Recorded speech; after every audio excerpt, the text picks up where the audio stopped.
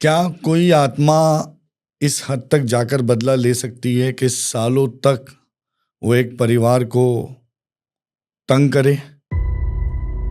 या ऐसा हो सकता है कि पंजाब के गांव से वॉशिंगटन तक लोगों को सिर्फ एक आत्मा के कहर से होकर गुजरना पड़े? जी हाँ, एकदम सच्ची कहानी है।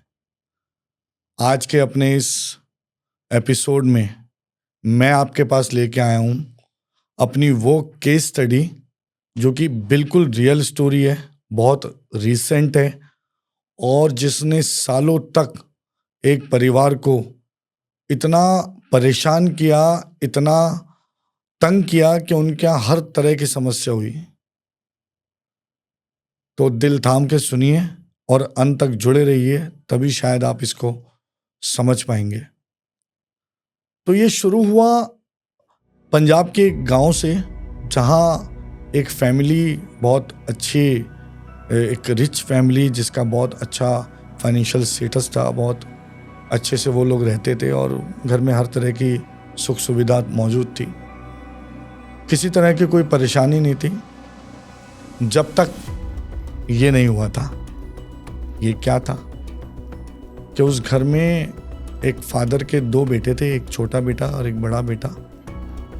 तो जो बड़े बेटा था उसको एक लड़की से प्यार हो गया और उस लड़की को भी उनसे प्यार था, तो वो बहुत क्लोज थे एक दूसरे के। क्योंकि ये बहुत पुरानी बात है तो थोड़ा सा उस समय गांव जैसे, मतलब ठीक है वो शहर था, उतना डेवलप मेंटालिटी नहीं थी और वहाँ पर एक ऐसा माहौल था जो थोड़ा सा आप कह सकते हैं कि रूढ़िवादी सोच थी या थोड़ी सी, मतलब वो लोग रिस्ट्रिक्टेड थे मेंटालिटी को लेके।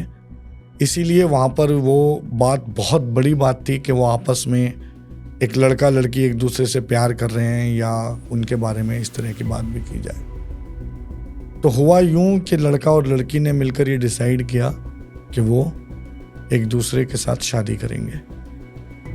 और पहले ये होता था कि भाई अगर डिसाइड कर रहे हैं तो इतनी हिम्मत नहीं कोई जुटा पाता था कि वो घर छोड़ जाए या निकल जाए या अपनी मर्जी से कहीं और जाकर शादी कर ले। तो उन्होंने तय किया कि अपने पेरेंट्स को मनाएंगे और पेरेंट्स की मर्जी से शादी करेंगे।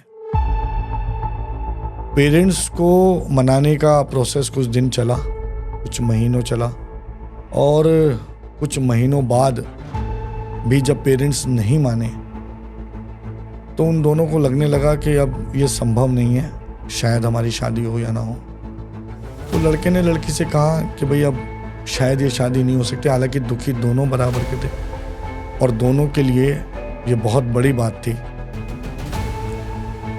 तो लड़की जो कि लगभग बहुत ज़्यादा इस बात को दिल से लगा गई और दिन और रात वो बहुत दुखी रहने लगी, बहुत परेशान रहने लगी। और एक दिन उसने एक ऐसा कदम उठाया जो कि सही नहीं था, जिसको मैं कभी भी उचित नहीं ठहराऊंगा। उसने एक ट्रेन के आगे कूदकर अपनी जान दी थी और वहाँ से शुरू हुई एक घर में एक आत्मा के बदले की कहानी। उस लेडी ने जब सुसाइड कर लिया उसके बाद इनके घर में कुछ अजीबोगरीब घटनाएं कुछ दिनों से होने लगी। उसकी डेथ के बाद पता तो चल ही जाता है सबको, गांव है, बहुत ज़्यादा लोग नहीं होते हैं तो सब समझ में आता है। कुछ चीज़ें ऐसी होने लगी घर में जो बहुत अजीबोगरीब थी, कुछ आवाज़ें आने लगी फैमिली के मेंबर्स को। तो जो बच्चे थे जो आज की डेट में जिनके थ्रू मेरे पास ये केस आया, वो उस समय थोड़े छोटे उम्र के थे। तो पेरेंट्स जब इस तरह की आवाज़ें घर में आती थी तो बच्चे जब पूछते थे तो वो बोलते थे कि कुछ नहीं है, इग्नोर कर दो। क्योंकि पेरेंट्स को सब कुछ पता था, बस वो चाहते थे कि बच्चे इन बातों को बहुत ज़्यादा ध्यान ना दें। कुछ दिन बीते ही थे, वो जो लड़का था जिससे वो लड़की प्यार करती थी, अब उसने भी सुसाइड कर लिया। अब ये बात और ज़्यादा बढ़ी और ज़्यादा परेशानी का सबब बन गई। धीरे धीरे उनको अपने उस घर में बहुत अजीबोगरीब आवाज़ें आने लगी। कुछ ऐसी परछाइयाँ, कुछ ऐसे साए दिखते थे जिनको देखकर वो बहुत मतलब दुखी और अपसेट रहते थे। फैमिली में बड़ी अजीब सी डिस्टर्बेंस होने लगी। रात को सोते सोते अचानक उनको कोई ऐसा साया दिखता था जो एक लड़की के रोने की और कराहने की आवाज़ आना। तो इस तरह की चीज़ें जब बहुत ज़्यादा होने लगी तो उन्होंने डिसाइड किया एज ए फैमिली कि वो घर शिफ्ट कर देंगे। तो क्योंकि दादा दादी भी साथ थे और माता पिता भी साथ थे और उनके 2 बेटे जिनकी मैं बता रहा हूँ, तो जैसे उन्होंने घर शिफ्ट किया, सबसे पहले जब वो दूसरे घर में गए वहाँ पर दादा की डेथ हुई और फिर दादी की डेथ हो गई और दोनों की डेथ कैंसर से हुई, जो कि थोड़ा स्ट्रेंज था। दोनों को कैंसर हो जाना और अलग अलग तरीके का कैंसर। चलो, कैंसर को एक रीजन आउट किया गया और उन दोनों की डेथ हो गई। कुछ साल बीते, जैसे तैसे बच्चे बड़े होने लगे और पर वो आवाज़ों का आना बंद नहीं हुआ। ना ही उन आवाज़ों का आना, बल्कि वो और बढ़ गया। उनको वहाँ पर कुछ परछाइयाँ दिखने लगी और उस फैमिली के मेंबर्स को भी सब कुछ दिखता था, बट कहीं ना कहीं सब लोग उनको इग्नोर कर रहे थे, या उस घर में जो मदर थी उनको ये लगता था कि वो सब चीज़ सेटल कर देंगी। बट कुछ समय बाद उनके जिनके बेटे और उस लड़की की डेथ हुई थी उसमें उनके फादर की भी डेथ हो गई और ये डेथ भी कैंसर से हुई। अब थोड़ा सा वियर्ड था कि 2 डेथ घर में होना, कैंसर से होना, और तीसरी भी डेथ कैंसर से हो जाना। थोड़ा सा मतलब अब उस फैमिली को लगा कि चीज़ें ठीक नहीं हो रही हैं। खैर, मदर ने बहुत कोशिश की चीज़ों को संभालने की, बट क्योंकि ये एक ऐसी परिस्थिति थी जिसमें उनके हाथ में बहुत कुछ था नहीं, तो उन्होंने बहुत कोशिश की और बेटे की शादी कर दी। उसके बाद अपने बेटे की भी जल्द से जल्द शादी कर दी कि भाई शादी हो जाएगी, चीज़ें शायद थोड़ी सी बदल जाएं। बट उसके बाद चीज़ें और ज़्यादा ख़राब हो गई और घर में ये आम बात हो गई, रूटीन हो गया कि कभी कोई अलमारी अचानक से बहुत तेज़ धक धक धक धक करती थी, या रातों को रोने की आवाज़ आती थी। जो लड़के की शादी उन्होंने की, मदर ने अपने बेटे की, उसके आसपास बहुत सारी चीज़ें घर में मतलब उनको, उसकी वाइफ तक को दिखाई देती थी। तो ये जो बच्चे थे जो बड़े हुए, बेसिकली इनको अब लगने लगा कि यहाँ चीज़ें बहुत ख़राब हो रही, क्योंकि जो लेडी थी जिसने ट्रेन के आगे कट के जान दी थी, वो जिनसे प्यार करती थी, वो इन बच्चों के ताया जी थे और वो उनकी साथ। अब इनको घर में ऐसी परछाइयाँ दिखने लगी। वो जो न्यूली मैरिड वाइफ थी उसको भी घर में बहुत कुछ दिखाई दिया। तो उसने अपनी मदर इन लॉ से पूछा कि ये क्या है, ऐसा कुछ दिखता है। तो उन्होंने उनको फिर से वही कि भाई ऐसा कुछ नहीं है और आप इस पर ज़्यादा ध्यान मत दो। समय थोड़ा सा और बीता, परंतु अब घर में बहुत सारी डिस्टर्बेंस और बढ़ती चली गई। और फिर एक ऐसा टाइम आया जब माता जी की भी तबीयत बहुत ज़्यादा ख़राब हो गई। उनको शायद सच पता था, उनको शायद समझ आता था कि क्या हो रहा है और क्या होने वाला है। तो उन्होंने अपने बच्चों को, दोनों को बचाने के लिए, मतलब बिटिया की शादी जहाँ हुई वो ऑलरेडी अब्रॉड जाके सेटल हो गई, उन्होंने अपने बेटे को भी अब्रॉड भेज दिया।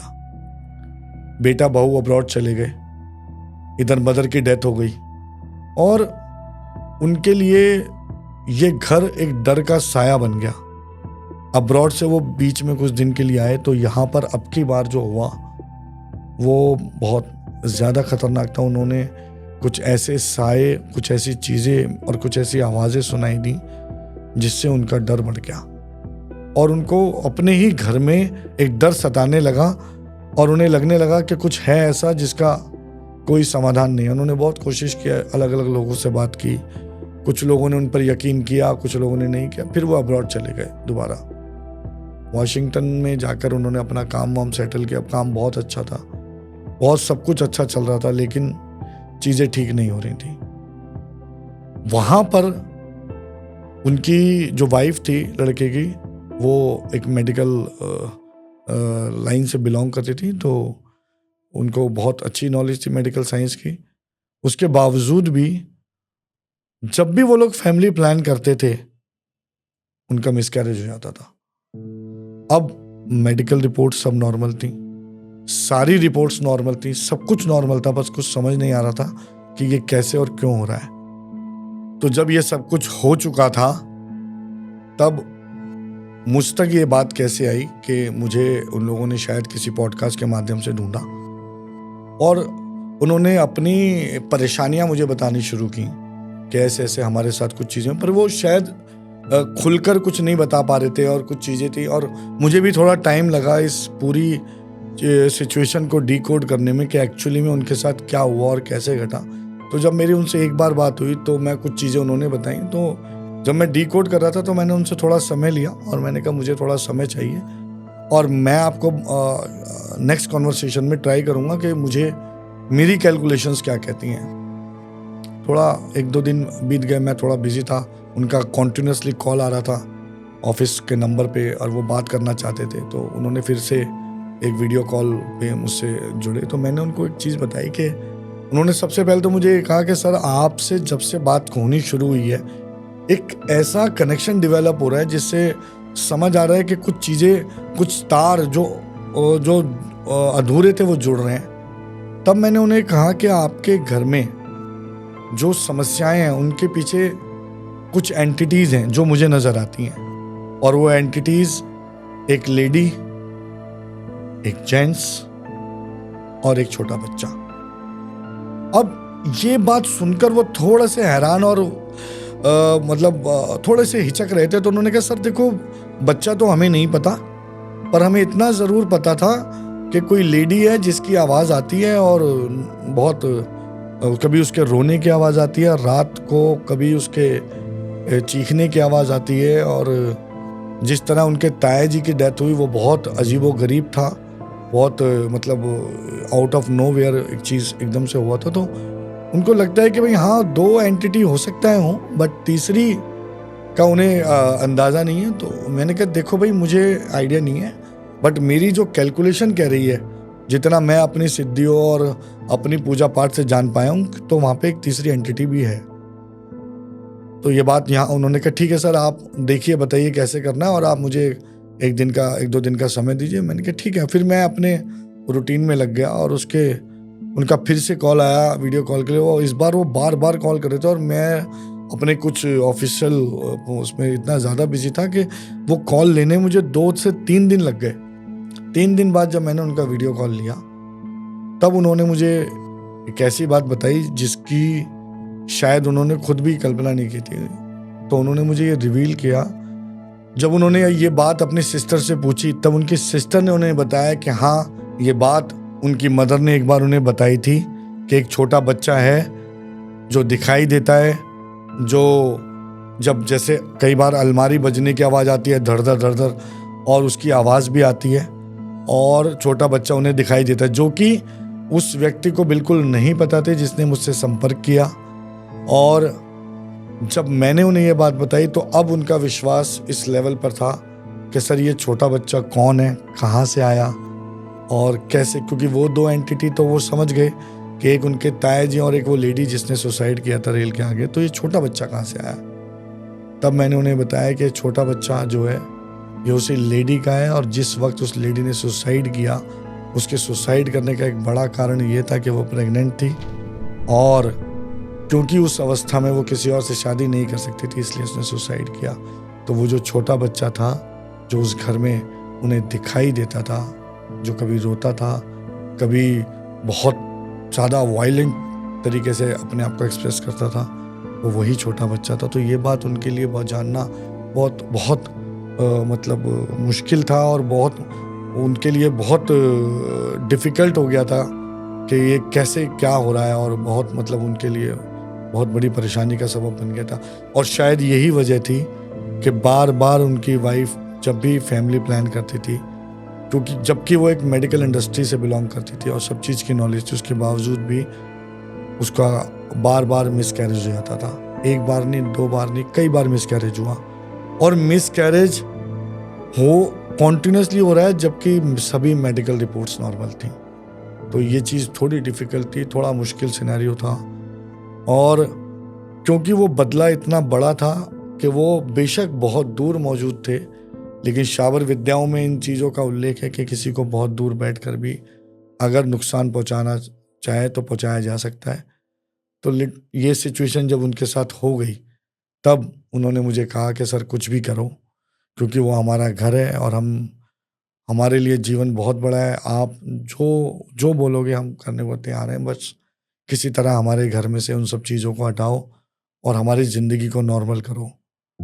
मैंने उनसे यही प्रार्थना की कि जो मेरा प्रोसेस है वो ये है कि मुझे उनके घर आना पड़ेगा, जो कि बहुत दूर था। अब तक उन्होंने जितने भी लोगों से बात की थी, तो वो ये कहते थे कि हम यहीं बैठे बैठे सब ठीक कर देंगे, हमें कहीं जाने की ज़रूरत नहीं है। मैं पहला इंसान था जिसने कहा कि मैं उनका घर विजिट करना चाहता हूँ और घर से ही मैं उन एंटिटीज़ को हटाऊंगा और ले जाऊंगा। तब उन्होंने मेरे लिए स्पेशल अरेंजमेंट्स किए।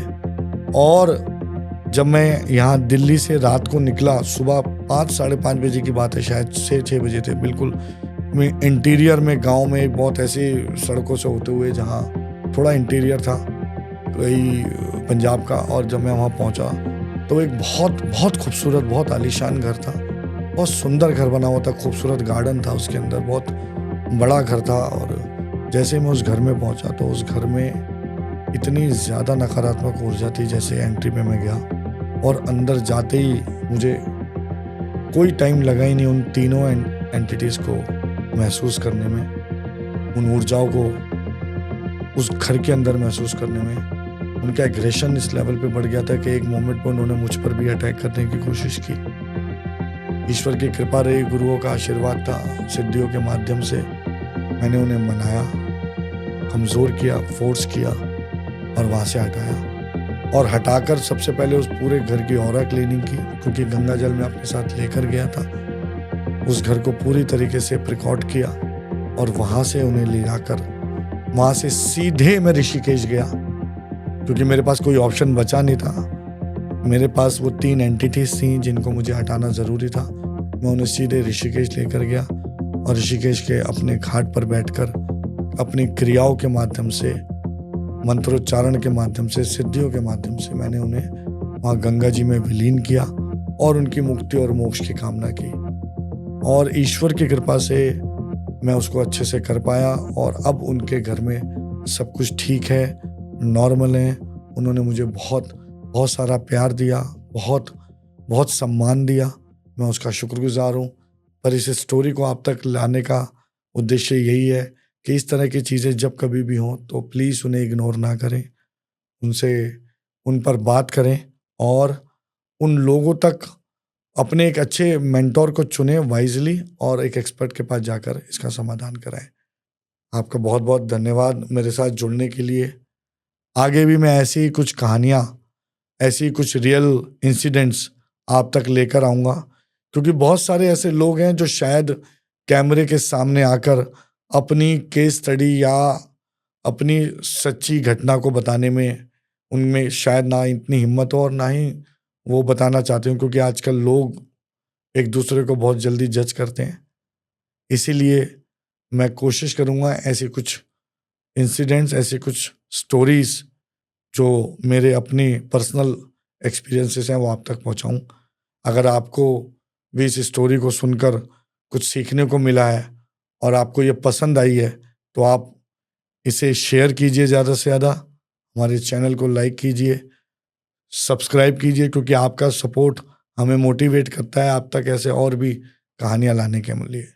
बहुत बहुत धन्यवाद।